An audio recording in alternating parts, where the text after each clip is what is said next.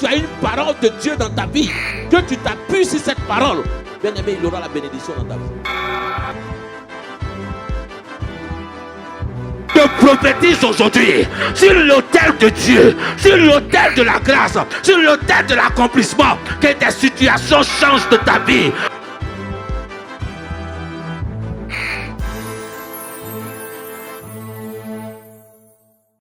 Dis avec moi la malédiction d'Élie. Ce n'est point ma malédiction. Ce n'est point ma part. Que le nom du Seigneur soit béni. Prends ta Bible, s'il te plaît. Dis ceci est ma Bible. Je crois en cette parole. J'atteste et j'affirme que toutes les bénédictions qui y sont mon partage dans le nom de Jésus. Dis ma bénédiction à 100%. Dis pour toi à 30%. Regarde ton voisin, dis ma bénédiction à 100%. Ma bénédiction à 100%. Alléluia. Ta bénédiction sera à 100%. Avant la fin de cette année, ta bénédiction sera quoi? 100% de bénédiction, 100% de gloire, 100% d'élévation, 100% de sainteté. Alléluia. Dis 100%. Ah, que le nom de Dieu soit béni. J'aime le Seigneur et je bénis son nom pour tout ce qu'il fait pour nous et pour tout ce qu'il fait pour toi, pour tout ce qu'il fait dans notre vie. Amen. Je bénis le nom de Dieu. Dieu est grand, Dieu est merveilleux. Et nous expérimentons la faveur de Dieu chaque jour. Amen. Alléluia. J'avais dit que j'ai un ami qui a promis une voiture. Et lorsque je dis, je suis allé acheter pour le pique-nique les instruments. Vous savez, la voiture traînait. Et à un moment donné, il a dit non. J'ai une autre voiture qui est mieux que celle que je vais te donner. Il dit, ah bon? Il dit, mais c'est pour faire la main seulement. Il dit, mais je vais te la donner. Et hier, quand j'ai dit à mon épouse, allons, on va chercher ta voiture. Parce que chaque jour, elle dit, où est ma voiture? On ne dort pas, ma voiture. Toi et puis ton ami là, où est ma voiture? Alléluia.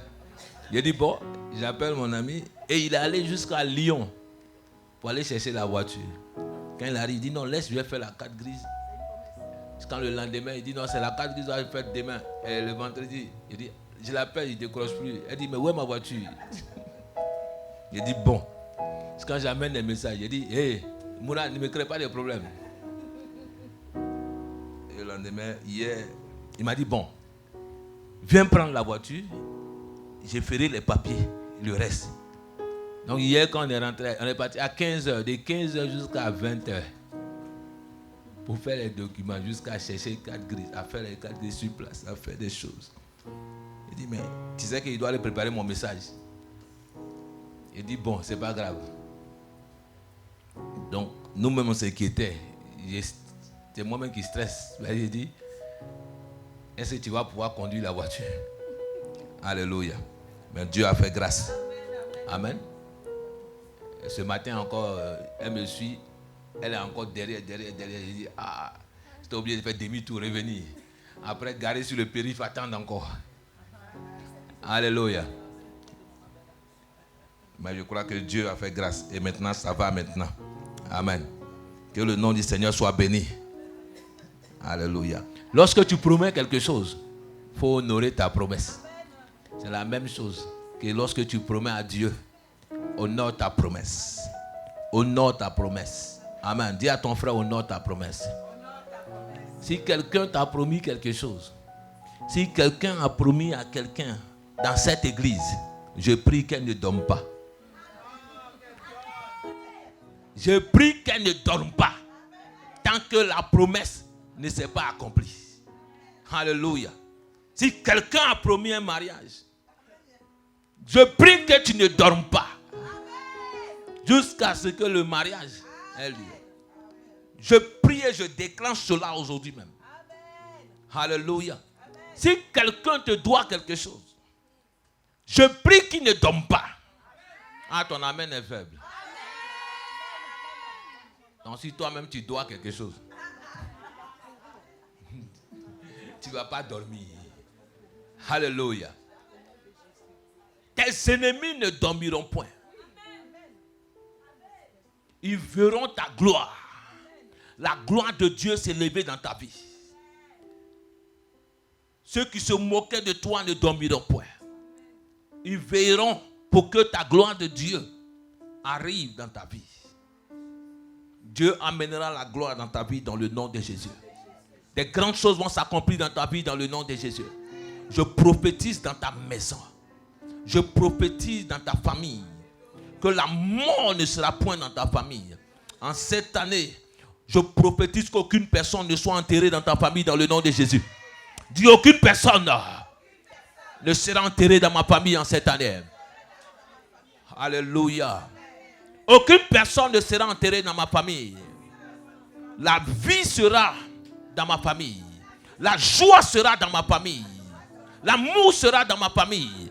La paix sera dans ma famille. La santé sera dans ma famille. La justice sera dans ma famille. La prospérité sera dans ma famille. Aucune mort prématurée. Je déclare cela par la puissance du Saint-Esprit. Que la mort prématurée est brisée dans le nom de Jésus. Je passe mon nom dans l'agenda du diable. Ah bien-aimé, tu as la capacité de cela. La Bible dit qu'un seul homme a prié. Et il y a eu un jour qui manque dans l'année. Cet homme-là a dit au soleil, arrête-toi sur Gabaon. Tu as la capacité de dire au soleil de s'arrêter. Tu as la capacité de dire au temps de s'arrêter. Je vois le temps s'arrêter pour toi à cause de la bénédiction de Dieu sur ta vie. Que cet élément divin soit dans ta vie dans le nom de Jésus. Ah bien-aimé, que cet élément divin soit dans ta vie dans le nom de Jésus. Je prie que Dieu te bénisse. Je prie que Dieu bénisse ta vie. Lorsqu'il y a la bénédiction de Dieu sur toi, c'est que la faveur de Dieu est sur toi. Et Dieu te localise partout. C'est pour cela que la Bible dit que Marie a été localisée parmi toutes ces femmes-là. Je prie que Dieu te localise. Là où tu te trouves, quel que soit l'endroit, même dans ton travail, s'il y a une promotion qui doit être, c'est toi qu'on donnera cela dans le nom de Jésus. Ah, je pense que ce n'est pas toi. S'il y a quelqu'un qu'on doit bénir dans la ville, c'est toi qu'on bénira. S'il y a quelqu'un, amen. Quand il y a la faveur de Dieu sur toi, bien aimé, il dit les gens vont te donner. Amen. Cet homme-là, il est musulman, il n'est pas chrétien, il n'est pas chose. Des hommes vont te donner. Amen. Des hommes vont te donner. Quand tu sers Dieu, quand tu fais des choses pour Dieu, quand tu sèmes pour Dieu, quand tu te sacrifies pour Dieu, Dieu permettra que des hommes vont te donner. C'est ce qu'on appelle la faveur de roi. Il y a la faveur de Dieu qui t'ouvre les portes. Tu peux rentrer chez le roi, mais le roi te regarde et puis il ne te bénit pas. Mais quand la faveur des rois sont sur toi, quand le roi dort, il se réveille, il ne dort pas, il prend le livre des souvenirs pour se souvenir de toi. Je prophétise sur toi la faveur des rois dans le nom de Jésus. Partout où tu pars, que des hommes ont envie de te bénir. Bien-aimé, Dieu ne descendra pas du ciel, mais il passera toujours par des hommes pour te bénir. Partout où tu es, je prophétise, ceux qui ont la bénédiction, ceux qui ont des choses dans leur vie, ceux qui doivent te donner, qui te donnent cela dans le nom de Jésus. Qui te donne cela dans le nom de Jésus. Qui te donne cela dans le nom de Jésus. Dis à partir d'aujourd'hui, ce qui doit me revenir, me reviendra dans le nom de Jésus. Les promesses s'accompliront dans le nom de Jésus. Dans le livre d'Hébreux, il dit certaines personnes ont salué les promesses de loin. Dis non, ça c'est pas ma part ça. Dis ce n'est pas ma part. Je ne saluerai pas les promesses de loin. Ah non, je pense que tu ne comprends pas. Et tu vas passer sur la terre, tu vas être chrétien, tu vas prier et tu vas saluer les promesses de loin. Il y a toujours les chrétiens qui disent, ah, ça là, cette année c'est mon année. Je possède cette voiture. On dit, il y a quelqu'un, tout chaque fois quand il passe à côté, je possède cette maison, je possède cette maison. Jamais il l'a possédé. Je refuse cela dans le nom de Jésus dans ta vie. Dieu te donne la vie éternelle, mais il te donne en plus, il dit, toute chose vous sera donnée quoi? Par-dessus. Par-dessus tout. Je prie que ta vie soit un témoignage vivant pour la gloire de Dieu. Je prie que ta vie soit un témoignage.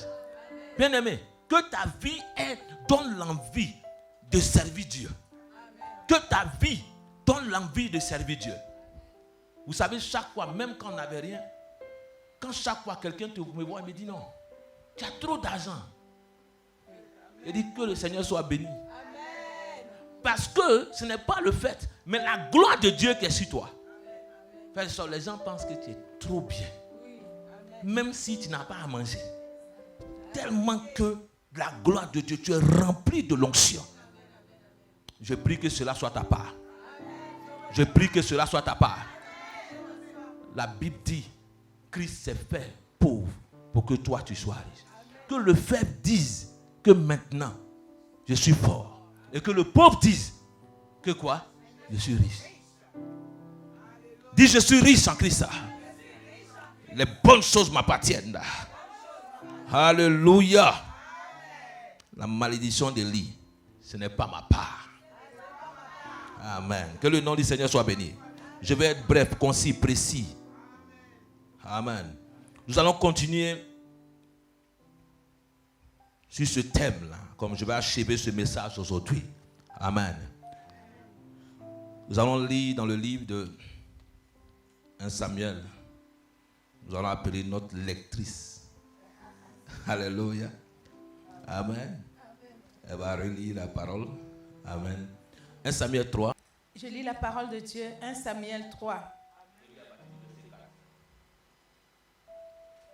Alors l'Éternel appela Samuel.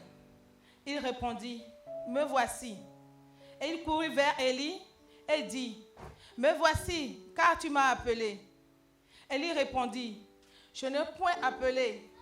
Retourne te coucher. » Et il alla se coucher. L'Éternel appela de nouveau Samuel. Et Samuel se leva, alla vers Élie et dit, « Me voici, car tu m'as appelé. » Élie répondit, « Je n'ai point appelé. Mon fils, retourne te coucher. » Samuel ne connaissait pas encore l'Éternel et la parole de l'Éternel ne lui avait pas encore été révélée. L'Éternel appela de nouveau Samuel pour la 3e fois. Et Samuel se leva, alla vers Élie et dit, « Me voici, car tu m'as appelé. » Élie comprit que c'était l'Éternel qui appelait l'enfant. Et il dit à Samuel, « Va, couche-toi. Et si l'on t'appelle, tu diras, parle, Éternel, car ton serviteur écoute. » Et Samuel alla se coucher à sa place. L'Éternel vint et se présenta, et il appelait comme les autres fois, « Samuel, Samuel. » Et Samuel répondit, « Parle, car ton serviteur écoute. » Alors l'Éternel dit à Samuel, « Voici, je vais faire en Israël une chose qui étourdira les oreilles de quiconque l'entendra. En ce jour, j'accomplirai sur Élie tout ce que j'ai prononcé contre sa maison. Je commencerai et j'achèverai. Je lui ai déclaré que je veux punir sa maison à perpétuité à cause du crime dont il a connaissance et par lequel ses fils se sont rendus méprisables sans qu'il les ait réprimés. C'est pourquoi je jure à la maison d'Élie que jamais le crime de la maison d'Élie ne sera expié, ni par des sacrifices, ni par des offrandes. Amen. Samuel resta couché jusqu'au matin, puis il ouvrit les portes de la maison de l'Éternel. Samuel craignait de rencontrer la vision à Élie. Mais Élie appela Samuel et dit, « Samuel, mon fils. » Il répondit, « Me voici. » Et Élie dit, « Quelle est la parole que t'a adressée l'Éternel? Ne me cache rien. Que Dieu te traite dans toute sa rigueur si tu me caches quelque chose de tout ce qu'il t'a dit. » Samuel lui raconta tout, sans lui rien cacher. Et Élie dit, « C'est l'Éternel, qu'il fasse ce qui lui semblerait bon. » Amen. Samuel grandissait, l'Éternel était avec lui, et il ne laissa tomber à terre aucune de ses paroles. Amen. Amen. À terre aucune de ses paroles. Dis, je ne laisserai point tomber les paroles de Dieu. Père, je bénis ton nom. Je veux, éternel Dieu d'Abraham, que toi-même tu m'inspires. Saint-Esprit, je veux parler à ton peuple, je veux parler à ton église, je veux parler, éternel Dieu, au cœur de chacun. Que toi-même tu parles, éternel. Inspire-nous, enseigne-nous, parle-nous dans le nom de Jésus. Amen, amen. Je dis, cela est la continuité du message. Et comme on l'avait dit, on avait parlé de la malédiction d'Élie. On avait parlé de ce qui était Élie.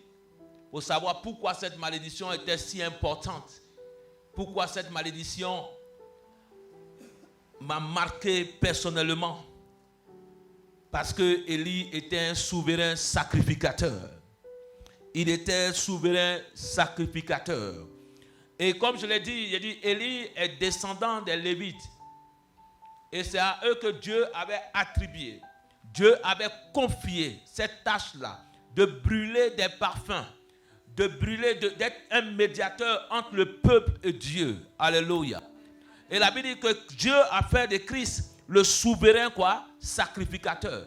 Il est le médiateur entre nous et Dieu. Et à cause de ce sacrifice qu'il a fait pour toutes, c'est pour cela que la loi de l'offrande des sacrifices, la loi des animaux a été abolie. Aujourd'hui, tu n'as pas besoin d'aller donner un animal pour pouvoir être sauvé. Tu n'as pas besoin de donner quoi que ce soit pour pouvoir être sauvé. Christ a payé le prix sur la croix. La loi qui abolit, la loi qui concernait à offrir des animaux en sacrifice a été abolie. Amen. Dis, cela a été aboli dans le nom de Jésus. Amen. Alléluia. Tu n'as pas besoin de donner un animal. Je voyais un homme qui disait à quelqu'un, il dit, va me chercher un coq de 6 ans. Il dit, toi tu connais l'âge du coq. Je crois que même celui qui a élevé le coq ne connaît pas son âge de foi. Amen. Et ne sait pas où tu vas le trouver. Le coq de 6 ans, à moins que tu prennes le poussin, tu prends l'œuf, tu suivais jusqu'à ce qu'il ait 6 ans. Amen. Avant 6 ans, il est déjà mort, on l'a déjà mangé. Alléluia. Et beaucoup de personnes font ces erreurs-là. Il n'y a plus de sacrifice à faire pour que tu sois sauvé. Il n'y a plus de sacrifice à faire pour que tu sois sauvé. Un jour, quelqu'un me disait, c'était mon frère, il dit, il faut qu'on aille sur la tombe de papa parce que papa, il est fâché. Il dit, ah, si tu le croises, il faut lui dire, je suis fâché. il dit, si tu le croises, dis-lui que moi-même, je suis fâché. Quand il est mort, j'avais 8 ans. Donc, quand il m'a laissé, j'avais 8 ans. Donc, si tu le vois, il y a tellement de doléances à lui dire, moi, je suis en colère contre lui. Alléluia. Il dit, ah bon? Mais pourtant, il était chrétien aussi. Donc, des fois, nous faisons beaucoup d'erreurs. Amen. Alléluia. La Bible dit que nous n'avons rien à voir avec les morts. Amen. La Bible dit que Élie était souverain sacrificateur. Et Paul va dire quoi? Et Pierre, dans 1 Pierre 2, verset 9, il dit quoi? J'ai fait de quoi? Vous êtes quoi? Une race quoi? Élue. Un sacerdoce royal. Une nation sainte. Un peuple acquis. Afin. Ah, aidez-moi un peu. Hein? Vous voulez que je vous donne tous les versets? Alléluia. Sandrine, tu connais? Amen. Allez le compléter. Alléluia. C'est important d'écouter, de connaître la parole de Dieu. Peuple de Dieu. C'est important. Nous sommes quoi? Un sacerdoce royal. Et donc nous sommes devenus quoi? Des sacrificateurs pour Christ. Nous sommes devenus des sacrificateurs pour Dieu. Nous sommes devenus des sacrificateurs. Et la Bible dit que lorsque Dieu va appeler Élie, Dieu a choisi Élie et sa famille. Et je dis que dans les Lévites, ceux qui ont donné la tribu des Lévites, c'était Léa qui a enfanté Lévi. Lévi qui était quoi? Le 3e fils de Léa. Elle était le 3e fils, elle a donné ce nom-là. Et ce nom signifie nouer, attacher, unir. Donc elle pensait que en donnant ce nom, était un moment Elle était désemparée avec son mari à un moment de mésentente. Elle dit, ce fils-là va nous unir. C'est pour cela que le symbole des Lévites, c'était quoi? Le pectoral.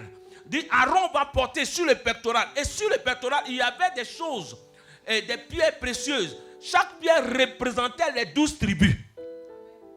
Et le sacrificateur, le souverain sacrificateur, devait porter ça sur sa poitrine. C'est pour cela, en tant que sacrificateur, malgré toutes les situations, malgré comment des gens se comportent, tu es obligé de les porter sur ton cœur. Est-ce que tu comprends cela? Amen. Tu es obligé. Donc, plus que tu es sacrificateur, tu es obligé. Quand vous regardez dans Exode 28, vous allez voir comment le sacerdoce est. Comment le temple, comment le sacrificateur, les vêtements du sacrificateur, ce qu'il devait porter et comment le sacrifice devait être fait. Alléluia. On n'a pas le temps de le lire, mais quand vous allez aller, vous pouvez le lire, vous allez voir et comment il était consacré. Et la Bible dit que Lévi allait enfanter, c'est lui qui allait enfanter les 3 tribus des Lévites. Et il y avait quoi? Les Géshon, il y avait Kohath, il y avait Merari. Merari qui signifie triste, amer. Alléluia. Amen. Qui signifie triste, amer.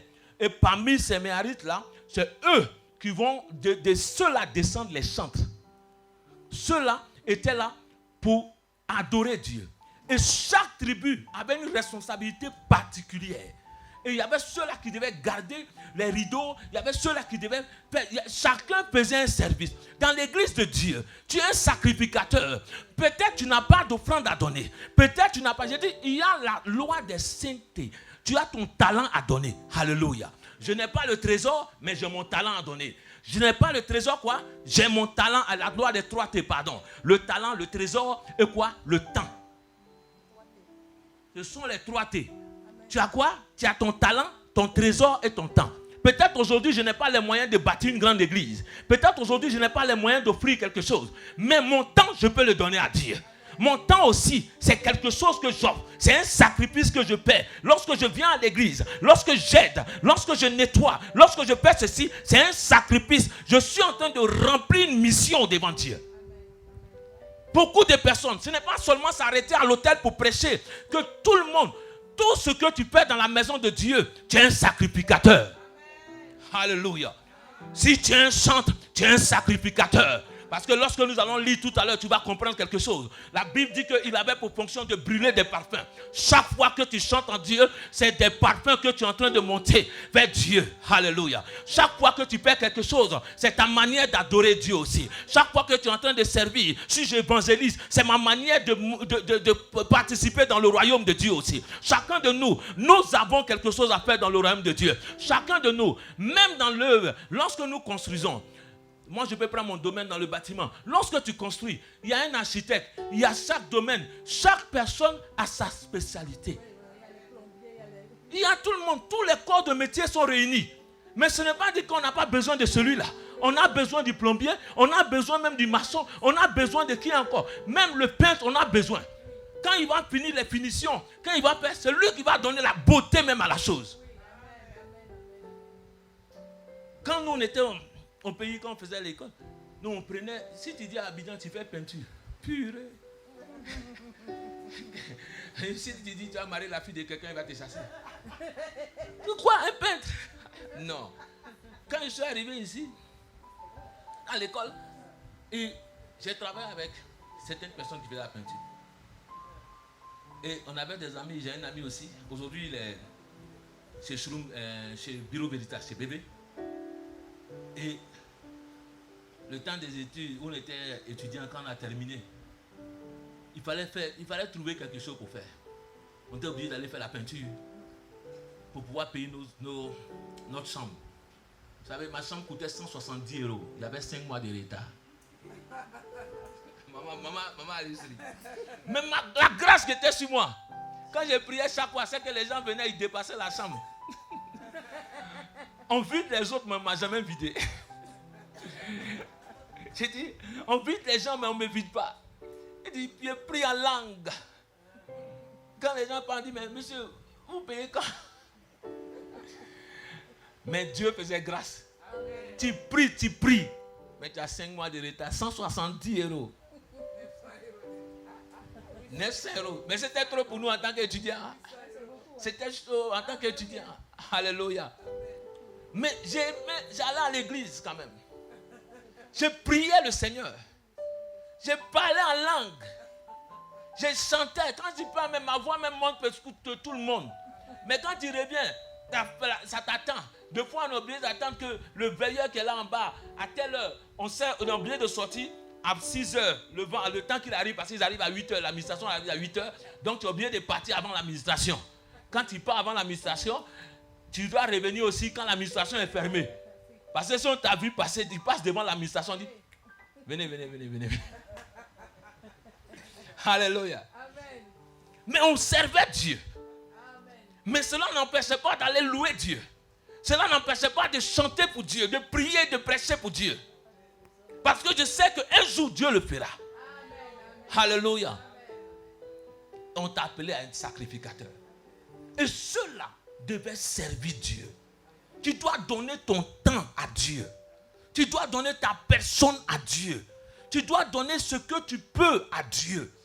Je ne sais pas ce que tu peux offrir à Dieu. Je ne sais pas ce que tu peux faire. Mais avant de t'en aller de ce monde, laisse des traces. Laisse des traces. Dis avec moi, je laisserai des traces. Laisse des traces même dans la vie de quelqu'un. Laisse des bonnes choses. Alléluia. Dans la vie de quelqu'un. Avant, dans mon quartier, j'ai laissé des traces. Mais c'était des traces négatives. Mais aujourd'hui, quand il me voit, je dois laisser des traces positives. Il y a un ami qui m'a appelé, il dit non. Quand je regarde tes vidéos aujourd'hui, j'ai dit, est-ce que tout le monde les voit? Ce que Dieu a fait est trop bon. Il est musulman. Mais il dit, je t'écoute chaque fois. Et je me demande si c'est toi. Et la fois dernière, quand on est allé en vacances, il y avait une jeune fille qui m'a retrouvé, comme je disais. Je l'ai tellement terrorisée dans le quartier. J'ai dit, elle-même, si elle me voit de loin, elle doit changer de route. J'ai expliqué à ma femme, elle dit, mais toi, tu es méchant. Elle dit, non, si je viens ici, elle est en Espagne aujourd'hui, si je viens dans ton église, je vais raconter ce que tu m'as fait. J'ai dit, je te ferai une grosse offrande. Et puis tu t'étais. Parce que ce que je lui ai fait, ce n'était pas du tout bien. Alléluia. Amen. Mais Dieu a fait grâce aujourd'hui, à cause du sacrifice, à cause du sacerdoce, à cause de la prière, que Dieu m'a sauvé. Et qu'à cause de la prière, ne te décourage jamais. Persévère toujours dans ta voie et dans la prière. Dis à ton frère, tu es sur la bonne voie. Tu es sur la bonne voie. Tu es sur la bonne voie. Que personne ne te décourage. Alléluia. La Bible dit que Élie était le sacrificateur. Il était souverain sacrificateur.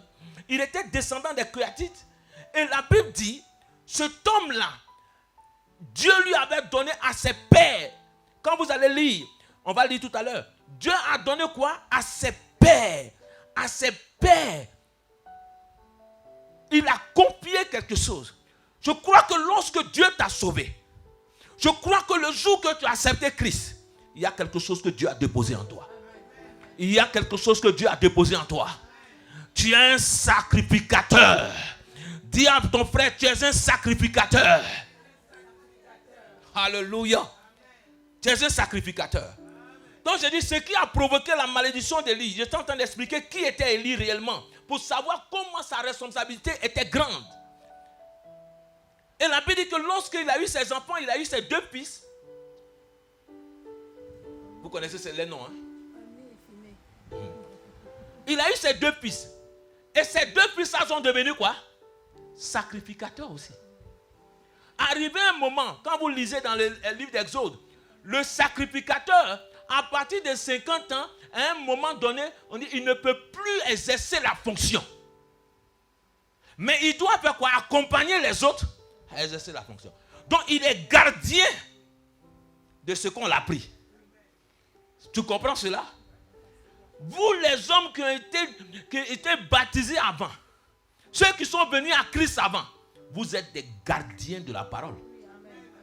Ceux qui vous ont précédé, vous êtes des gardiens de quoi? De la parole. Vous êtes ceux-là, des précurseurs de la loi, des précurseurs, ceux qui ont reçu l'évangile en premier. Vous devez apprendre aux autres. Mais si vous-même, 10 ans après, vous êtes à la même place. Quand vous lisez la parole, la Bible dit qu'Élie dormait à la même place. C'est que son sacrifice et son sacerdoce n'évoluaient pas. Il est toujours à la même position. Il est toujours à la même place. Toi-même, quand tu travailles dans une entreprise, que ça fait 10 ans que tu es dans le même poste, tu ne vois pas qu'il y a un problème. Tu fais la même chose. Tu ne vas pas t'ennuyer? Ou bien tu ne t'ennuies pas? Je demande tu ne t'ennuies pas? À un moment donné, tu t'ennuies.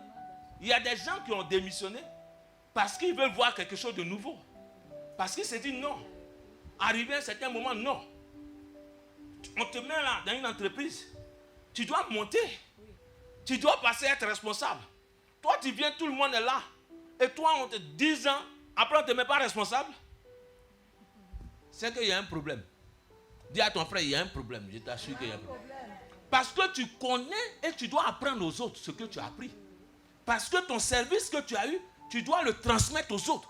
Et donc, tu ne peux pas être à la même place quand tu formes des personnes. Même à un moment donné, ils vont te dire, mais ce n'est pas normal. Ton coefficient doit évoluer. On va te laisser un coefficient qui est bas et qu'on amène des personnes qui sont nouvelles et passent devant toi. Et on te met, est-ce que toi, tu ne vas pas te mettre, tu ne vas pas te fâcher?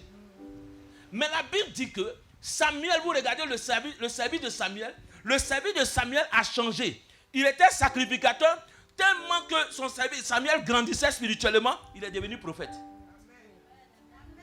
Quand tu sers Dieu d'une manière, quand tu sers Dieu, quand tu persévères dans ce que tu fais, tu as toujours une progression. Dis avec moi, je vais progresser dans ma vie dans le nom de Jésus. Le sacerdoce d'Élie était en déclin. Pour Samuel, était en train de progresser. Et Dieu, quand la fois dernière, maman Bella lisait, dans le verset, c'était le chapitre 2, Dieu a fait quoi? Dieu a envoyé un homme de Dieu pour parler à Élie. C'est ça que je n'ai pas compris. Pourtant, Élie est sacrificateur. Mais c'est quel homme de Dieu qui est venu parler à Élie? En ce temps, il n'y avait pas de prophète. Où il y avait des prophètes? La Bible dit que le premier prophète, c'est Samuel. Comment ça se fait que Dieu envoie un homme? Je dis, qui était cet homme-là? Ça, c'est une grande question. Il est venu parler à Élie. Il dit, voici toi, Élie, la maison de ton père. Est-ce que je n'ai pas juré de faire cela, que vous allez marcher devant moi à perpétuité? Votre sacerdoce sera à perpétuité. Je dis à chacun de nous, ne joue pas avec Dieu. Dieu qui a décidé que ton sacerdoce sera éternel, on peut changer sa parole à cause de ton caractère et de ton comportement. Moïse a eu cela. Il a compris quelque chose. Il a voulu jouer le principe de Dieu.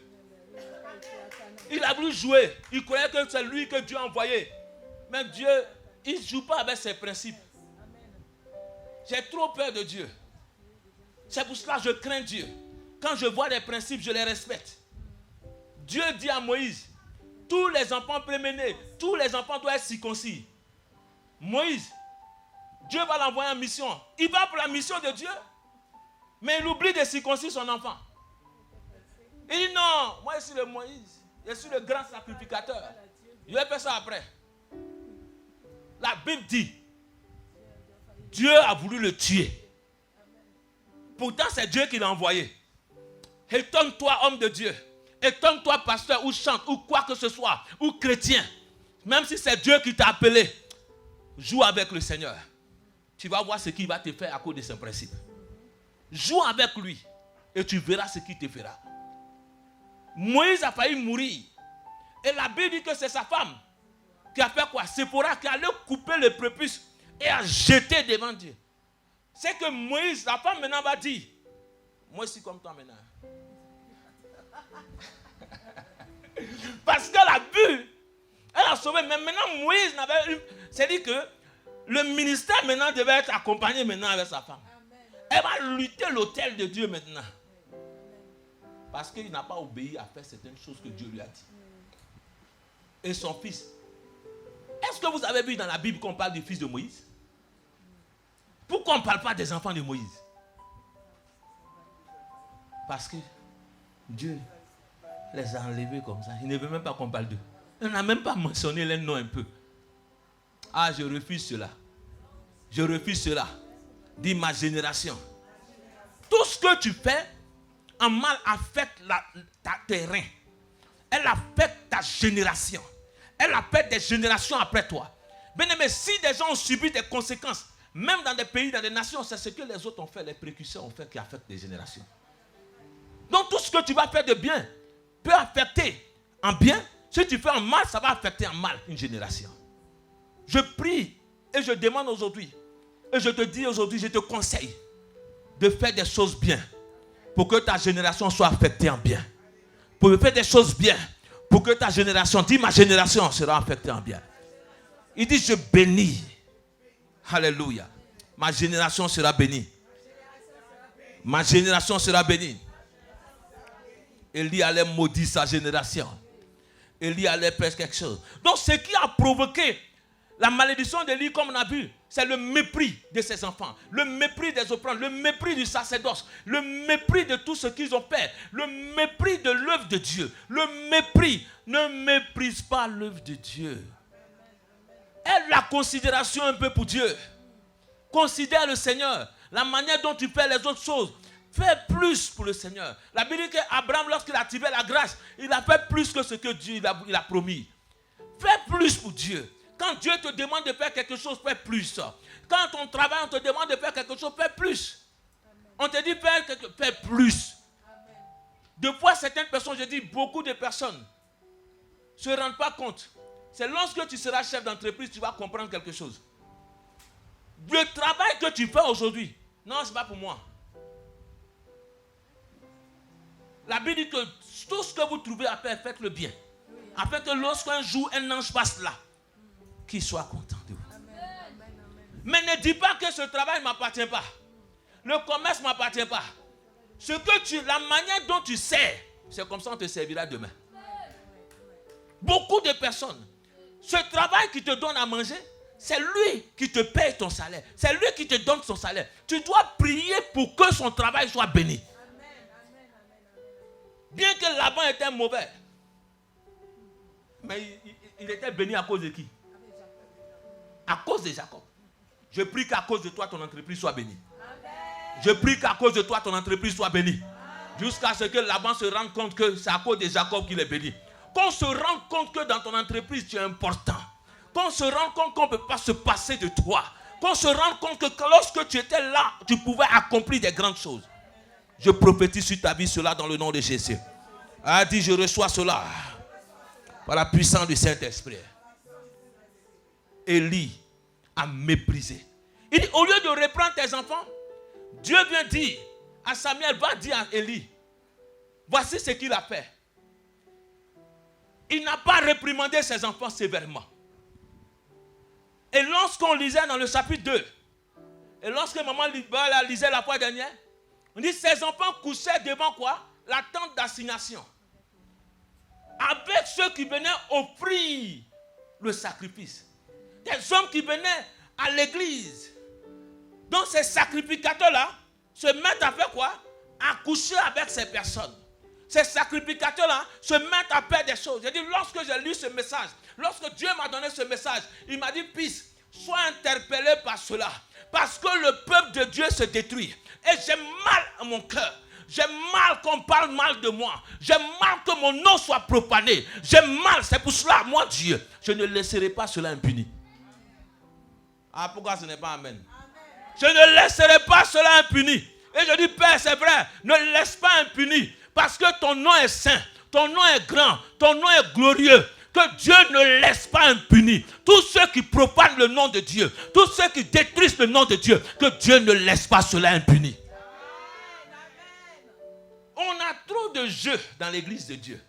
On a trop de jeux avec l'œuvre de Dieu. Alléluia. Mais la grâce est trompeuse. C'est dans la grâce que Ananas et Saphira sont morts. Dieu a pris le temps, lorsqu'il a parlé à Élie, il a pris le temps pour qu'Élie se repente. Mais Élie ne s'est pas repenti. Il a dit à ses enfants, pourquoi vous faites cela? C'est tout ce qu'il a dit. Mais quand ses enfants allaient faire des choses, les sacrifices qu'ils faisaient, ils allaient prendre une fourchette à 3 dents. Et ils piquaient dans la marmite, ils piquaient dans le chaudron, ils piquaient partout. Il y a des serviteurs qui piquent partout. Sans demander même. De fois même, on t'invite quelque part. Même quand tu sais que cette personne-là, elle n'a pas un bon caractère, un bon comportement. Comment tu peux aller presser chez elle? Parce qu'elle va te donner une offrande? Il dit, ah, non, c'est comme ça. Mon frère, celui qui est maudit, que tu t'attaches à lui, la malédiction tombe sur toi. Si tu ne sais pas, marche avec quelqu'un qui est maudit, tu seras maudit. Je te le dis. Je te l'affirme. Je sais ce que je dis. J'avais un associé. Quelqu'un, lorsqu'on est parti devant un homme de Dieu, un ami qui était prophète, quand il a dit, il dit lui là, c'était un gagnant. Il dit, il n'a qu'à demander faveur. Sinon là, il va mendier. Mais tellement que moi je voulais l'aider. Mais à un moment donné, je vous assure, de fois tout ce qu'on obtient, ça se détruit. À un moment donné, j'ai commencé à regarder. 50 €, ça devenait un problème pour moi. J'ai dit, quoi? C'est qu'il y a un problème quelque part. Et je bénis le Seigneur lorsque ma femme est venue dans ma vie. J'ai dit merci, oui. Parce qu'elle n'appréciait pas du tout. Elle dit, toi, les jours que tu vas te rendre compte, que tu vas... Un jour, Dieu m'a montré un songe. Il dit, voici les personnes. Et quand j'ai vu, j'ai dit, celui-là, je suis resté loin. Bien que je prie, j'ai l'onction. Mais il fallait que je me sépare. Ton onction, il fallait que je me sépare. Parce que la malédiction était trop. Et sa malédiction était trop. Parce que le problème, c'est que des gens, ils sont comme des Élis, ils ne se répandent pas. La Bible dit que lorsque tu as causé quelque chose, un tort à quelqu'un, il a dit à Zachée, va restituer. Est-ce que vous comprenez cela? Va restituer. Un jour, j'ai prophétisé pour un homme de Dieu. Un évangéliste. Il est venu à l'église. Ma femme était là. Il a dit, Dieu a ouvert mes yeux. Il y a une malédiction sur ta vie. Un homme de Dieu t'a maudit. Tant que tu ne demandes pas pardon, tu vas tourner en rond dans ce pays. Un autre prophète est venu dans mon église, qui n'était même pas au courant. Il lui a dit la même chose. Il dit, lui, il va prier d'abord. Quand Dieu va lui dire, il dit, mon frère, tu es maudit. Ce n'est même pas poisson. La personne t'a hébergé. C'est un pasteur. Il t'a donné, il t'a hébergé. Tu dirigeais son église et tu as fait des choses contre lui. Tu es maudit. Parce que tu as mangé sa nourriture. Tu as dormi chez lui. Tu as bu son eau. Et donc toute parole qu'il va proclamer contre toi, si tu as fait quelque chose, ça va t'arriver, t'atteindre. Va lui demander pardon. Beaucoup de personnes ne savent pas qu'ils sont sous la malédiction. Même quand ils quittent l'église, tu veux quitter, quitte en paix. Ne fais pas des histoires. Ne fais pas des choses. Tu es venu en paix, va en paix. Même si un jour tu veux partir, viens me voir. On fait un cri de revoir pour toi. Je vais te donner une offrande. Alléluia. Amen. Parce qu'il faut faire très attention à cela. Et il faut faire très attention. Le principe de Dieu, il faut les respecter. Et la Bible dit, Élie n'a pas réprimé ses enfants. Ses enfants ont continué de faire des choses. Que nous comprenons. Je parle, la parole de Dieu s'adresse à vous et à nous. En tant que des serviteurs de Dieu. J'ai mal au cœur. Lorsqu'on me dit des serviteurs de Dieu commettent certaines choses. J'ai mal au cœur, je souffre. Parce que je sais où Dieu nous a pris. Et le monde où il nous a pris, ces amis-là se moquent de nous. Ces gens-là se moquent de nous. Mais je prie qu'à cause de toi, on ne se moque pas de Dieu. Qu'à cause de toi, dis à cause de moi qu'on ne se moque pas de Dieu. Alléluia. Que le nom de Dieu soit élevé chaque fois qu'on te voit. Élie n'a pas élevé le nom de Dieu. Ses enfants n'ont pas élevé le nom de Dieu. Ce qui a provoqué la malédiction dans sa vie. Lorsque Dieu va venir donner la sentence, c'est la nature de la malédiction que je veux que tu vois maintenant. La nature. Maman Bella, viens, on va voir la nature de la malédiction. Dis à ton frère quelle est la nature de cette malédiction.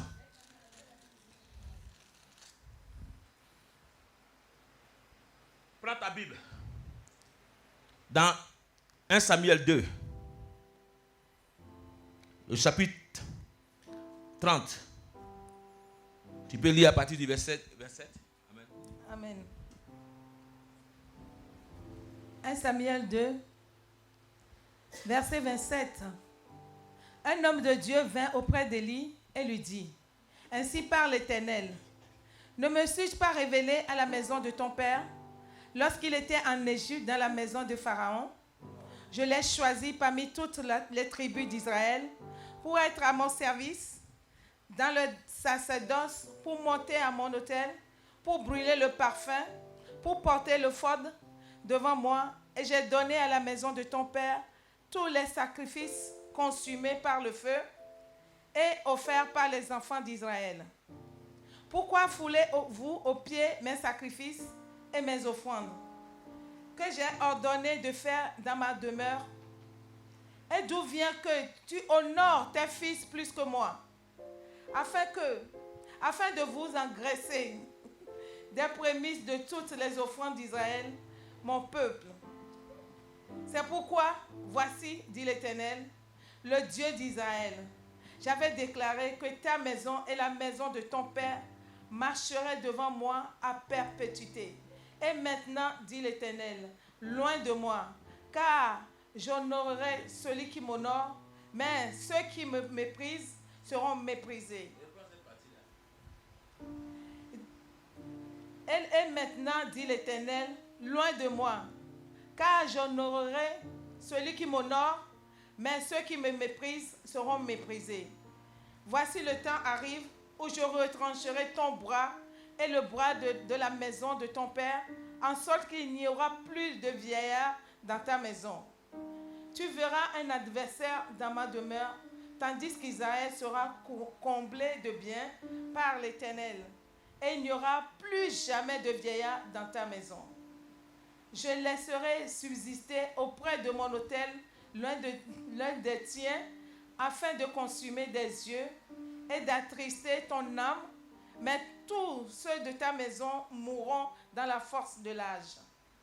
Et tu auras pour signe ce qui arrivera à tes deux fils, Ophni et Phiné, ils mourront tous les deux le même jour.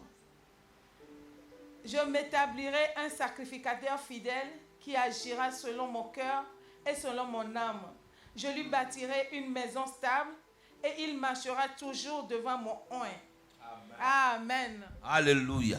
Donc quand je parle de la nature de la sentence, je parle de la description de la malédiction d'Élie. Et la Bible dit que voici comment l'homme de Dieu a dit. L'homme de Dieu lui a dit, a expliqué ce qui devait lui arriver. Et la première chose, c'est que Dieu veut qu'on l'honore. Alléluia. Lorsque Dieu va décrire la malédiction, la première chose qu'il va dire, je vais retirer la force, le bras de ta maison. Je vais te retirer cela. Et il n'y aura plus de vieillard. Un vieillard, ce n'est pas un vieux.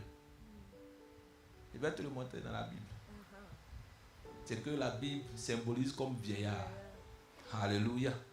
Dis avec moi, ce n'est pas un vieux. Ce n'est pas un vieux. Ce n'est pas parce que tu as vieilli que tu es un vieillard. Il dit, il n'y aura plus. Et il a répété ce mot-là 2 fois. Il n'y aura jamais plus de vieillard dans ta maison.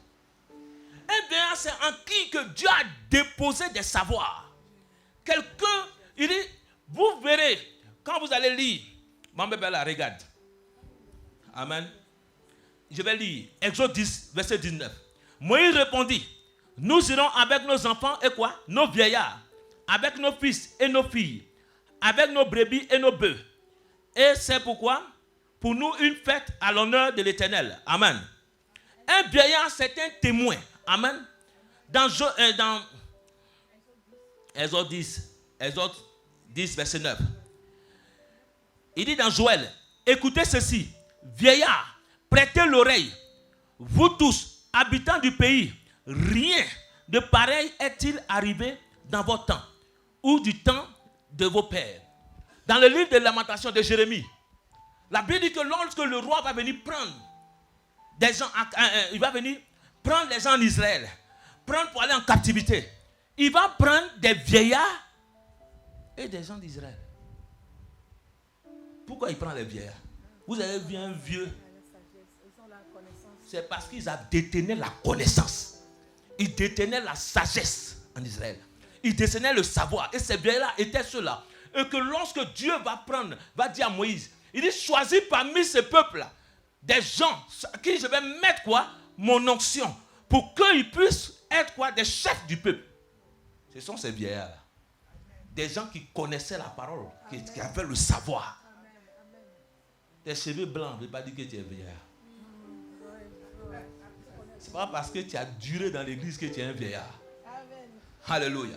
Il y a des vieillards dans la maison du Seigneur. C'est ce qu'on appelle des anciens. Des gens qui sont restés des patriarches. Comme Jacob, c'est un patriarche. Isaac est un patriarche. Des gens qui pouvaient transmettre le savoir. C'est pour cela qu'aujourd'hui, bien aimé, il y a des gens qui détiennent le savoir, qui détiennent des choses. Même quand tu vas au village, il y a des personnes qui sont assises. On les appelle des notables. Ces gens-là sont sages. Des vieillards sont sages. Ce n'est pas tous les vieux qui sont sages. Non. Alléluia. Donc quand Dieu dit je vais retirer les vieillards, il n'y aura plus de vieillards dans ta maison. Il n'y aura plus d'hommes sages. Ces gens-là, ils ne vont plus exister. Quand on va parler de savoir pour aller chercher quelqu'un, on dit là, allons dans la maison de telle personne. On dit dans ta maison, toi, il n'en aura plus. Vous voyez la nature de la malédiction, on dit. Quand on parle de retrouver des bonnes personnes, c'est ta famille. On dit non, c'est là, dans la famille de celle-là. Ne va pas là-bas, il n'y a plus rien là-bas. Alléluia. Il y a dans la famille de certaines personnes qu'il y a la malédiction. À tel enseigne même que tu vois que il y a, quand on veut parler de quelqu'un qui a réussi, il n'y a personne. Il n'y a personne. Ce n'est pas forcément aller faire des grandes études ou quoi que ce soit. Ceux qui ont fait les grandes études, que Dieu soit loué, c'est une bonne chose. Paul a fait des grandes études, c'est une bonne chose. Amen. Mais si toi, tu n'as pas eu la grâce d'aller à l'école, mais tu as au moins une notion de sagesse. Amen. Alléluia. Amen. Quand vous partez dans les peuples quand vous voyez même des traditions, même en Égypte, toutes ces personnes-là, comment ils ont eu ce savoir-là? Regardez bien, comment ils ont eu ce savoir. Amen. La fois dernière, l'homme de Dieu disait ici, avant d'aller regarder la tombe de Jésus, va à Dubaï pour regarder comment les gens ont pris l'intelligence pour travailler. Dieu t'a donné la notion. Si tu es maudit, la sagesse, la notion va quitter ta vie. Tu vas devenir, comme tu dis, un vide. Peut-être une bêtise humaine. C'est-à-dire quelqu'un, même quand il sort, on dit, celui-là, il arrive encore. Quand il sort, il commence à parler, tout le monde quitte là. On avait quelqu'un comme ça. Quand il commence, quand il vient net, quand il veut arriver net, quand il s'assoit net, tout le monde se lève. Parce que tout ce qu'il va dire n'est pas intéressant. Il n'a rien de bon à dire. Et Dieu veut qu'il y ait des vieillards dans ta maison. Des hommes sages dans ta maison. Il est important qu'en de l'église de Dieu, il y ait des hommes sages. Soit dans ta maison, même des femmes qui sont sages. Il y a des femmes, quand tu parles avec elles, tu es content. Il y a d'autres même. C'est ce que Anne a dit.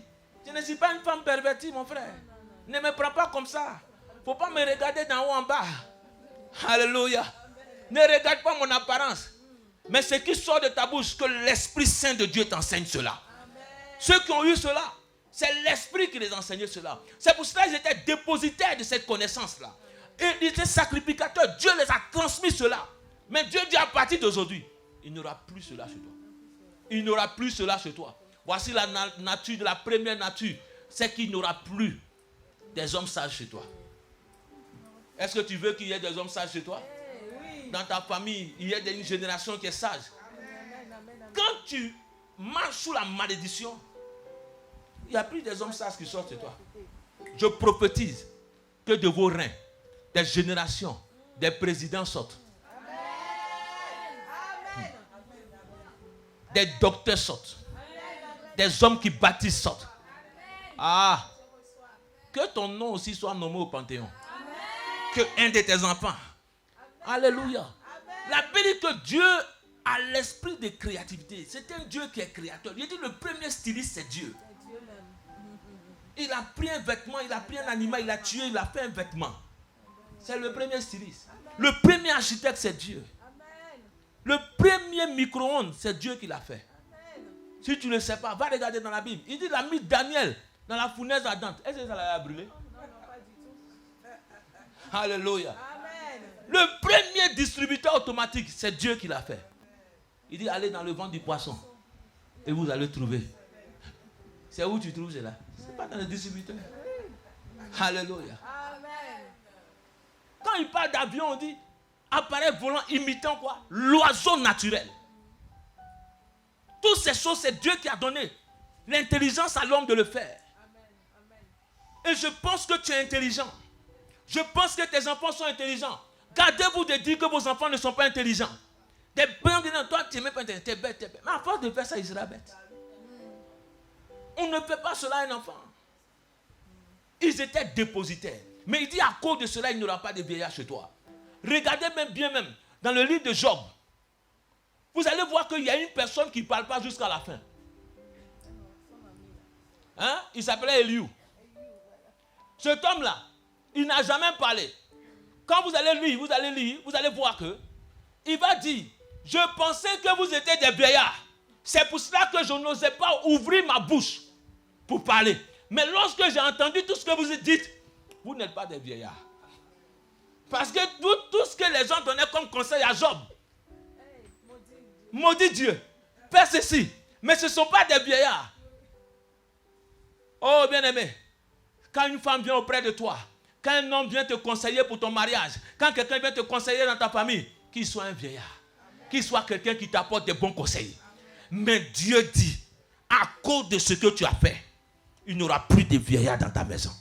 Tous les gens seront bêtes. Alléluia. Amen. C'est ce que Dieu veut dire. C'est plus simple. Ce n'est pas une discussion de quoi que ce soit. Il veut dire, tous ces gens qui vont vieillir, ils vont rester là, ils seront des bêtes. Ils seront, comme on dit, ils seront des idiots.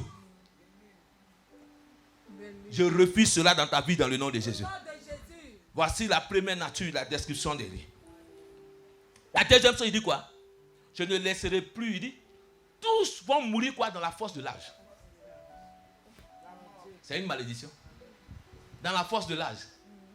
À quel moment on appelle la force de l'âge? Hein? 35 ans, 30 ans, 20 ans, le gars, il part. Dans la fleur de l'âge, il meurt. Mais je prie. Il dit, le plus jeune d'entre vous aura 100 ans. Dieu dit, c'est une malédiction. Je prophétise sur ta vie. Tu ne mourras pas dans la fleur de l'âge. Aucun cancer dans ta vie dans le nom de Jésus. Aucun cancer dans ta vie. Aucune maladie ne sera nommée dans ta vie. Tu ne pars pas à l'hôpital et puis on découvre une maladie quelconque. Retourne à l'envoyeur dans le nom de Jésus. Par la puissance du Saint-Esprit. Ton enfant ne mourra pas dans la fleur de l'âge. Dis, je refuse cela. S'il y a des morts prématurées dans ma famille, j'annule cela maintenant dans le nom de Jésus. Aucune mort prématurée dans ma famille dans le nom de Jésus. Il n'y a pas d'hasard dans la vie. Hein? Beaucoup de personnes pensent qu'il y a l'hasard. L'hasard n'existe pas. La Bible dit, il y a un roi que Dieu a décidé de faire mourir. On dit une flèche fut tirée au hasard, mais ils avaient décidé ça avant. La flèche a été tirée à hasard, ça l'atteint. Mais c'est parce que Dieu avait décidé avant qu'il parte. Alléluia. J'ai dit, j'ai vu des choses. Quand tu vas en Afrique, quand tu vas partout ici, il y a des gens. Des fois une maladie, certains. Il y avait quelqu'un ici.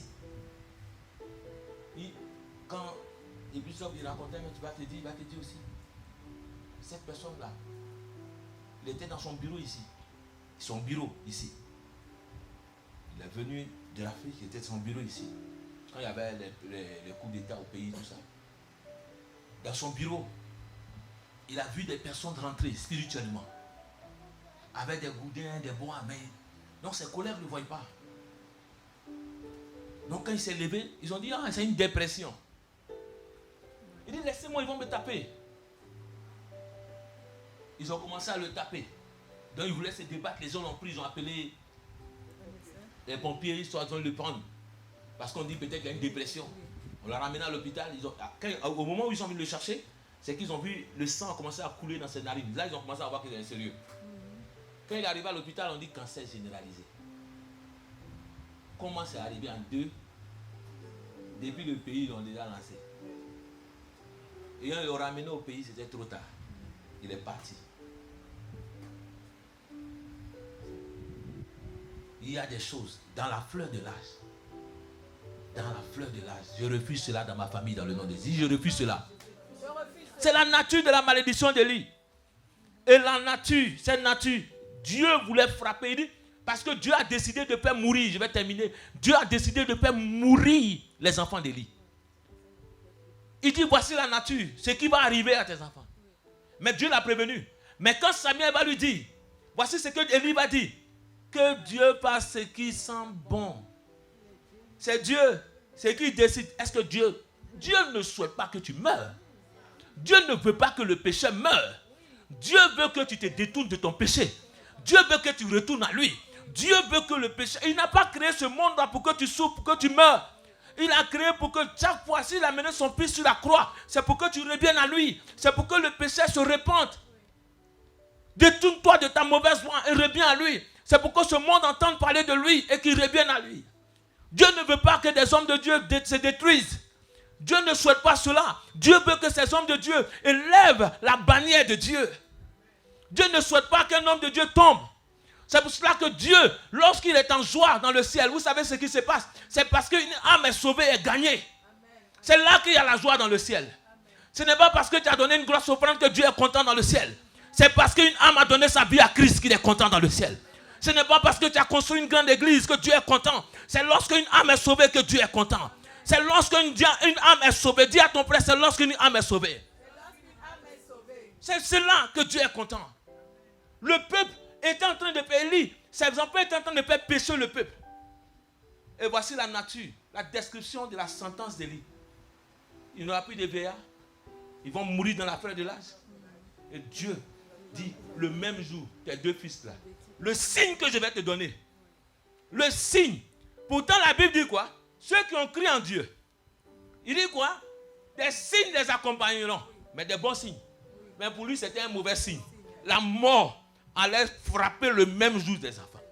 Comment des personnes, des familles, tout entières, des personnes peuvent mourir en même temps le même jour? Il y a des amis, si ce n'est pas la malédiction, si ce n'est pas quelque chose qu'on avance. Les gens sont partis tout dernièrement, des amis. Une femme que j'aimais beaucoup aussi. Et elle, ils sont morts dans la voiture. C'est-à-dire que dans un accident de voiture, tout le monde en même temps. C'est-à-dire que sa mère va enterrer 4 membres de la famille le même jour. Ah, ça c'est fort. Que Dieu garde ta famille. Que Dieu préserve ta famille. Ah, dis avec moi que Dieu préserve ma famille. C'était une douleur forte. Elle a fait l'accident, la voiture c'était un 4x4. La voiture est tombée de l'autre côté. Une autre voiture, c'était un baka qui est venu cogner encore la voiture. C'est dit comme ça ne suffisait pas. Elle dit non, toi il faut qu'on finisse ça. Et un ami ici me racontait ici. Une de ses nièces qui est décédée ici. Les barres des chemins de fer. C'est-à-dire que pour le passage à niveau. Elle faisait le passage à niveau, sa voiture est bloquée. Et les sont fermés. Mais non, c'était bien. Elle est descendue. Elle allait se mettre sur le côté. Le train a cogné la voiture. La portière a volé pour aller la tuer. Là, c'est-à-dire qu'on t'a dit qu'on a fermé. C'est ce qu'on appelle, on a fermé sur toi. C'est-à-dire qu'il y a un GPS qui est là. Partout où tu vas, c'est localisé. Je prie que tout GPS diabolique sur ta famille soit enlevé dans le nom de Jésus. Il y a une de mes tantes, je peux vous dire, ma tante, ici, elle est un professeur ici, dans une ville. Elle est partie, c'est comme s'il y avait un marché, puis la ville, et elle a garé sur une pente. Il y a l'eau derrière. Donc, quand elle est venue prendre sa voiture, la marche arrière, elle est partie dans l'eau. Elle veut ouvrir les portes sont bloquées. Elle est restée noyée dans la voiture. Les gens sont venus, ils ont fait tout, elle est restée là. Et dit, on bateau, vous êtes fort. Je prends un peu encore, même pas loin. Il y a ma cousine. Elle est quoi? Kiné, ici. Son vélo. Le camion n'a pas vu. Écrasé ses pieds. Priez pour vos familles. Priez pour les membres de vos familles. Priez pour eux, pour que Dieu les préserve. Même pour vos voisins, pour toutes les personnes. Tu ne mourras pas dans la fleur de l'âge. Tu imagines une fille qui fait du sport, qui fait tout. Ses pieds, ses jambes vont se casser. Elle est assise maintenant, kiné. Tu ne peux plus rien faire. On te dit tu ne pourras plus faire du sport. Tu ne pourras plus faire ceci. Tu deviens comme quoi? Un poids pour les autres. C'est ça qui donne la dépression aux gens. Mais je prie que Dieu, que dans ta vie cela ne t'arrive pas. Aucun accident dans ta vie. Aucun accident sur ton chemin dans le nom de Jésus. Je vais terminer à dire les conséquences de ce qui est arrivé à Élie. Quand vous allez lire dans le chapitre 4, voici les conséquences. Le peuple a péché. Les conséquences qui allaient arriver, c'est quoi? C'est que le peuple de Dieu, la Bible dit qu'une bataille, dans le chapitre 4, vous pouvez lire ça après, une bataille s'est engagée contre les Philistins. Le peuple de Dieu va se battre. Ils vont aller, Israël, les sacrificateurs vont partir. Ophné et Phiné, ils se sont sapés dans les habits. Il y a beaucoup d'hommes de Dieu qui sont comme ça. Beaucoup de chrétiens qui s'habillent avec des vêtements du sacerdoce. Mais il n'y a aucun esprit en toi. Aucune présence de Dieu en toi. Il y a un vide total en toi. Ils sont partis au combat. Ils ont accompagné le peuple d'Israël. J'imagine comment ils partaient. Mais il a dit que quand ils sont arrivés, ils ont été battus. Ils ont été quoi? Battus. Beaucoup de chrétiens ont des défaites dans leur vie à cause de cette malédiction. Quand tu t'associes à des personnes qui sont maudites sous la malédiction, toi aussi tu auras des défaites. Alléluia. À cause d'Acan, il y a eu une défaite dans la vie de Josué. Ce n'est pas Acan, c'est pas Josué qui a fait, mais c'est tout Israël qui a péché. C'est pour cela dans l'église de Dieu, à cause d'une personne, à cause de quelqu'un, tu peux avoir des défaites dans ta vie. Dieu peut te frapper. Parce que tu es à côté aussi. Alléluia. Amen. Quand il a dit, l'ange de la mort va passer, que chacun fasse quoi? Mets du sang sur les linteaux de ses portes. Ne mets pas du sang. Il dit que prends quelqu'un, mets dans ta maison. Mais dis-toi que tu ne mets pas le sang. L'ange de la mort passe, lui frappe tout le monde. Donc tant qu'il n'y a pas le sang sur toi, tu seras frappé. Ils sont battus. Quand vous lisez, ils disent, ils vont aller chercher l'arche de l'Éternel. L'arche symbolise quoi? La présence de Dieu. Donc ici, que comme ils ont eu la défaite, donc il y a des chrétiens qui vont avant Dieu. Il y a des chrétiens qui font quoi? Qui font des missions, qui font des choses, qui font des projets. Et puis après, c'est maintenant ils viennent introduire Dieu dedans. Ils sont partis d'abord. Comme ils ont eu la défaite, j'ai commencé cela, le projet sans Dieu. J'ai eu la défaite. Ah, j'ai oublié Dieu derrière. Je vais partir les chercher pour remettre dedans. Il y a d'autres même. Il dit, il y a des gens même qui font les prophéties, qui créent les prophéties. Il y avait une sœur. Elle dit, non, quand j'ai vu l'homme là, j'ai senti dans mon cœur que Dieu m'a dit que c'était lui. Dieu m'a dit, elle-même te prophétise même. Elle dit, ah bon. Et un jour, quand le prophétie dit, mais toi, il y a un esprit dans la vie de cet homme-là. Et cet homme-là, il fait des enfants. Tu es sûr? Et il dit, il m'a pas dit ça, qu'il avait beaucoup d'enfants. Il dit, l'enfant avait tel. Elle dit, bon, ma femme était là. Elle dit, c'était au début de l'église de l'autre côté. Elle dit, bon, ils sont arrivés à la maison. C'est devenu une bagarre un peu. Parce que là, on a sorti le drap de la personne. Maintenant, elle dit non. Après, il m'a dit, non, je ne voulais pas te dire. Ah, les femmes, oh, c'est autre chose. Je ne voulais pas te dire pour ce que... Donc, il m'a dit, on a réconcilié. Jusqu'à elle a fait une émission même à la télé, ici, TF1. Jusqu'à même l'animateur dit, vous vivez dans le péché. C'est ici, TF1. Une histoire d'amour. Quoi? Les amours. Donc, vous êtes mariés? Elle dit non. Donc, vous vivez dans le péché? C'est l'animateur qui l'a dit, hein. C'est pas quelqu'un d'autre. En plus, l'animateur qui te dit cela. Toi, tu es chrétienne.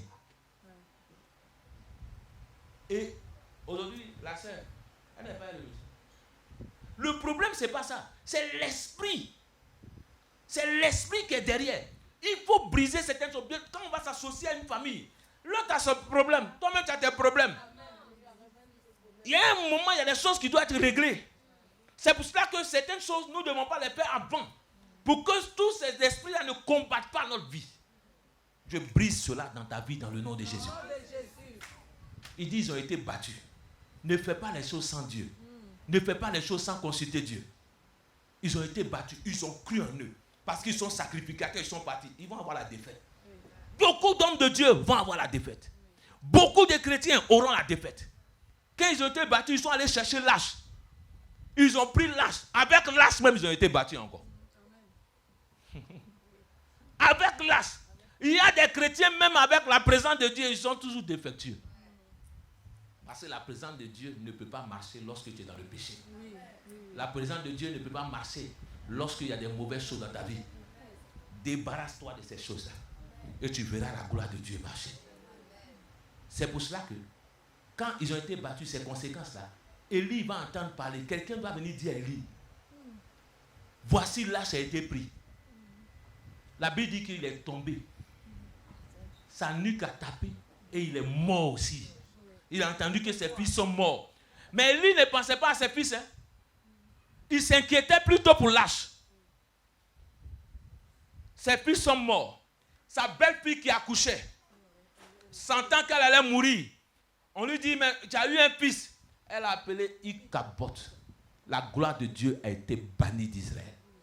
Il y a des chrétiens, des hommes de Dieu qui sont des Ichabod. Il n'y a aucune gloire dans leur vie. La gloire de Dieu a été bannie dans leur vie parce qu'ils ont la malédiction d'Élie sur eux. Quand tu as la malédiction d'Élie, la gloire de Dieu est bannie de ta vie. Quand tu as la malédiction d'Élie, tu as la défaite dans ta vie. Quand tu as la malédiction d'Élie, tu as l'échec dans ta vie. Des hommes vont mourir dans la fleur de l'âge. Je prie que Dieu nous aide. Que cette malédiction soit brisée de notre vie. Pour éviter cette malédiction, marche devant Dieu. Ne te détourne pas. Ne cherche pas. Lorsque dans le buisson, Adam, il dit quand Moïse a vu, il dit Moïse cherchait à se détourner. Dieu a dit quoi? Ne te détourne ni à gauche ni à droite. Chrétien, ne te détourne pas. Ne cherche pas des raccourcis. Ne cherche pas des voies. Ne cherche pas autre moyen. Dieu a un plan pour ta vie. Dieu a un plan pour l'église.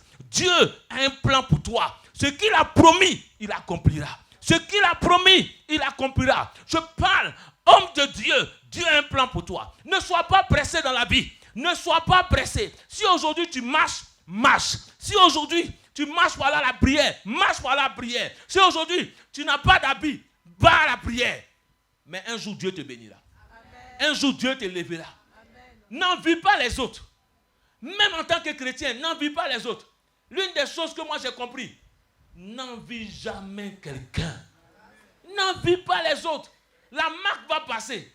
Quelle que soit la marque. Donne-moi, même si, j'ai dit la première fois que j'ai acheté un habit, c'était à Montreuil.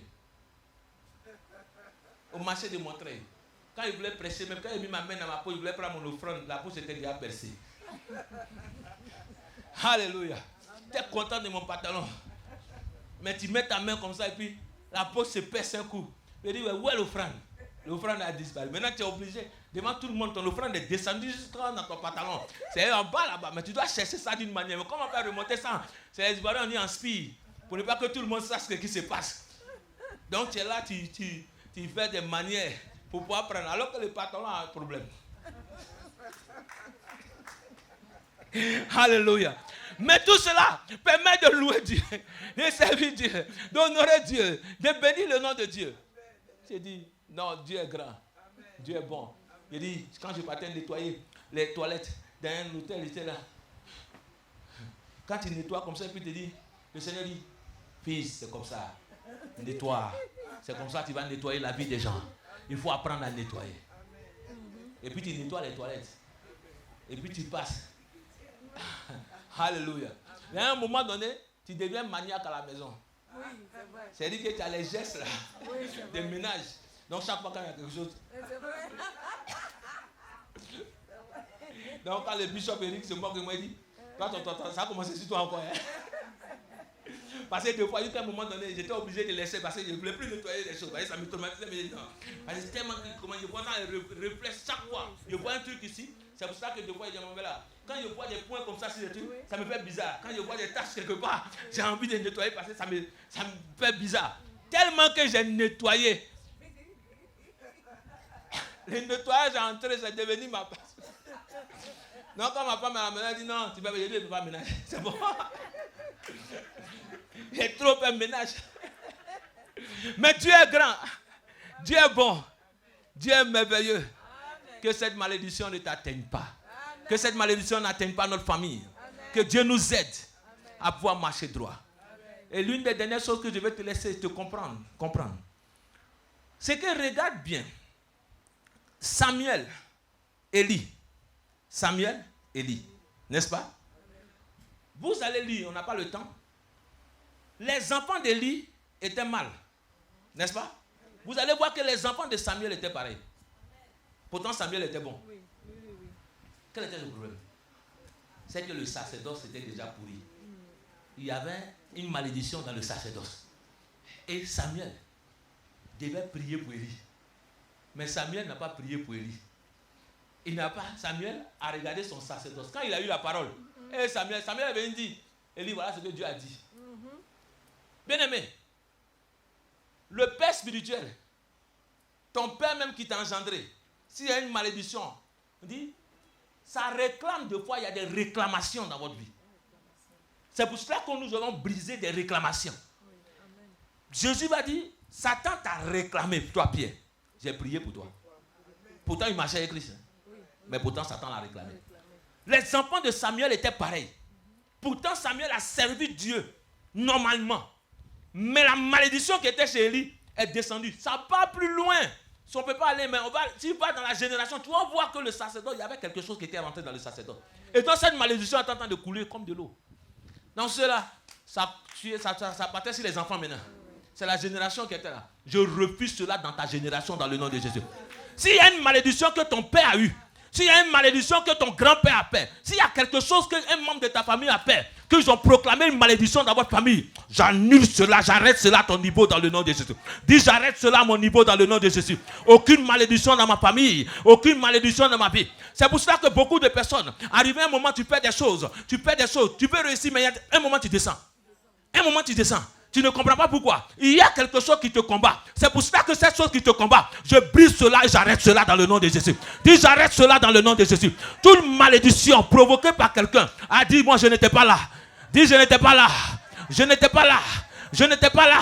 J'arrête cette malédiction. C'est la prière qu'on est en train de faire en même temps. Dis, j'arrête cette malédiction. À partir d'aujourd'hui, dans ma famille, il n'y aura pas de malédiction. S'il y a une malédiction quelconque, alléluia. Samuel, les enfants de Samuel ont eu la malédiction parce que c'est Élie qui était le mentor de Samuel. Donc ça a coulé sur les enfants de Samuel. Automatiquement. Donc de fois, que tu sois homme de Dieu, de fois il ne comprend pas certaines personnes qui changent de père spirituel. Aujourd'hui, toi, un père spirituel reste ton père spirituel. Tu as des mentors. Mais tu n'as pas plusieurs pères. Ton père biologique, tu l'échanges? Quand ton père t'a enfanté, tu l'échanges? Même quand il est mauvais, est-ce que tu vas dire que non? Lui là, il n'est plus mon papa. Changez mon extrait de naissance, donnez-moi un autre papa. Non, tu ne le changes pas. Tu peux avoir des mentors, mais ton père spirituel reste le même. Un père spirituel, lorsqu'il a quelque chose qui a été commis dans sa vie, fait comme les enfants de Noé. Marchez en arrière et allez le couvrir. Allez le couvrir. Toi, tu n'as pas le droit de parler. Toi, tu n'as pas le droit de dire des choses. Parce que tu dois prier pour lui. Tu dois prier pour que Dieu l'élève. Tu dois prier pour que Dieu change sa vie. David dit, malheur à moi si je touche à loin de Dieu. Il va dire, oh, même Saül a eu la malédiction aussi. Il dit, comment des hommes qui ont connu Dieu peuvent mourir de la sorte? Des hommes meurent comme ça. Pourtant, vous avez l'onction de Dieu. Pour ça, vous avez la main de Dieu sur vous. À cause de la malédiction. À cause de la malédiction. Je parle aux hommes de Dieu. Faites attention. Faites attention. Ton père spirituel demeure ton père spirituel. S'il soit bancal, prie pour lui. Parce que si tu ne pries pas pour briser ce qu'il a attaqué, tu vas voir quand tu seras dans ton service. Ça va t'attaquer aussi. C'est pour cela que tu dois prier. À partir d'aujourd'hui, prie pour eux. Priez pour les hommes de Dieu. N'ouvre pas ta bouche contre un serviteur de Dieu. Je dis beaucoup de personnes. Il y a des gens qui sont maudits parce qu'ils parlent mal à n'importe qui. Ils parlent mal. Même dans leur vie, ils parlent mal aux gens. Même dans le travail, lorsque tu es responsable, tu parles mal. Je suivais une émission une fois. Un homme qui est devenu SDF, lui, on l'avait donné une mission. Quand il rentre dans une entreprise, il éradique seulement les personnes. Mais ces gens en pensent. Tu penses que c'est des pères de famille. C'est des gens qui souffrent. C'est des gens, quand tu les renvoies, ils ont des crédits sur les têtes de leur maison. D'autres vont aller se suicider. Mais toi, tu penses que tu vas vivre, tu vas faire bien des choses. Quand il racontait son témoignage, il est devenu SDF. Après, pour que lui, quand il a compris, il dit, il ne va plus jamais le faire. Il y a certaines choses qui arrivent dans notre vie à cause de ce que nous posons comme acte. Le mal que tu fais aux gens, tu penses que c'est perdu? Même si ce n'est pas chrétien, des gens qui parlent mal à n'importe qui. Et demain, quand ils voient qu'ils sont mal, rien ne réussit dans leur vie. Mon frère, change de comportement. Change. Ta bouche va te tuer. Ta parole va te tuer. Ferme ta bouche si tu n'as rien à dire. Alléluia. Ferme ta bouche si tu n'as rien à dire. Loue le Seigneur. Moi, j'évite. C'est pour cela que je préfère ma Bible. Je préfère mon bureau. Je préfère ma voiture. Je prie. Parce que je dis, la Bible dit, à force de trop parler, nous péchons. Nous parlons trop. Si tu me donnes le micro, je peux beaucoup parler. Mais si tu me mets, je vais me taire. Parce que je vais observer. Avant même que tu ne parles, je connais de ces choses. Donc, garde un prophète. Celui qui va avoir l'onction prophétique. Le don prophétique ne parle pas beaucoup. Parce que tu as le ministère de voir dans la vie des gens. Mais si c'est quelqu'un qui parle beaucoup, qui raconte la vie des gens, je ne crois pas que Dieu va donner le don. Un jour, quelqu'un est venu, il dit, moi j'ai jeûné 40 jours, et puis je ne vois rien. Il dit, donc Dieu n'a qu'à te payer. Il dit, mais c'est que donc, je dis que moi je ne jeûne pas 40 jours, donc je vois. Donc ça veut dire que moi, mon jeûne, c'est un don. Ce n'est pas le 40 jours de jeûne que Dieu t'a récompensé pour le don. C'est un don. Dis à ton frère, c'est un don. Ta vie, c'est un don. À partir d'aujourd'hui, que Dieu nous aide. Que Dieu nous aide. Que Dieu nous aide. Prions les uns pour les autres. Nous sommes les gardiens de nos frères. Nous sommes les gardiens de cette église. Marchons dans la vérité. Marchons dans la droiture. Marchons dans l'élévation. Marchons. Il y a beaucoup de choses que j'ai vues dans le ministère. Je peux dire, je suis à moitié un vieillard. Amen. Alléluia. Parce qu'il y a beaucoup de choses que j'ai connues dans le ministère. Je connais aussi la vie. Et donc je peux te dire que je connais aussi le monde, comment c'est. J'ai connu aussi des choses. Et donc je peux te dire certaines choses. Alléluia. Pour que nous puissions avancer, marchons dans la vérité de Dieu. Dieu ne nous abandonnera pas. Dieu ne te laissera pas tomber. Dieu ne laissera pas tomber ton frère. Regarde ton frère et dis, Dieu ne te laissera pas tomber. Dis à partir d'aujourd'hui, je marcherai droit devant Dieu. Je donnerai ma vie à Christ. Entièrement. Je le servirai. Je vivrai avec lui. J'amènerai des hommes dans son royaume. Oui, je suis un gagneur d'âme. Je suis un gagneur d'âme. Je suis un gagneur d'âme. Je brise les chaînes du royaume du diable. Aucun effet sur ces hommes. Aucun esprit de suicide dans ma famille. Aucun esprit de suicide dans ma famille. La mort n'a plus de pouvoir dans ma famille. Christ même l'a dit, il dit, mort, où est ton aiguillon? Que Dieu sauve ta famille. S'il y a des personnes qui ne connaissent pas Christ dans ta famille, que Dieu touche les cœurs. Que Dieu touche les cœurs. Toi encore qui marches encore de manière bancale, reviens à Dieu. Marche droit devant Dieu. Homme de Dieu qui n'est pas droit devant Dieu, Dieu te donne le temps de te repentir et de revenir à lui. Car nous sommes les garants de la parole, les garants de cette exigence, les garants. Et nous avons besoin de connaître la parole de Dieu. Que Dieu nous aide. Avec nous, que Dieu nous aide. Que Dieu nous aide. Aujourd'hui, je marcherai avec Christ. Je partirai avec Christ. Je bâtirai des grandes choses avec Christ. J'ai compris ce que c'est la malédiction d'Élie. Et je ne veux pas que cette malédiction m'atteigne. Ni mes enfants, ni ma famille, ni ma génération ne sera affectée. Mais je ferai des bonnes choses pour Christ. Je te laisse 2 minutes pour prier toi-même. Prie le Seigneur toi-même. S'il y a quelque chose qui est mal dans ta vie, dépose ça devant Dieu. Dépose ça devant lui. Abandonne-toi à lui. Peut-être tu ne peux pas toi-même, mais que le Saint-Esprit t'aide. Que l'agneau de Dieu aide.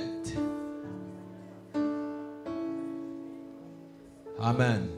Bien-aimés, nous allons prier, bien-aimés. Je veux que nous prions. Nous allons prier pour l'église de Dieu. Prier pour les serviteurs de Dieu. Que tous ceux-là qui sont garants du sacerdoce, que Dieu les aide. Que Dieu les aide à être droits. S'il y a des hommes qui sont tombés, que Dieu les relève. Prions ensemble pour eux. Prions ensemble pour l'église. Je prie pour les pasteurs. Je prie, Éternel, quel que soit où ils sont. Saint-Esprit, tu sais là où ils se trouvent.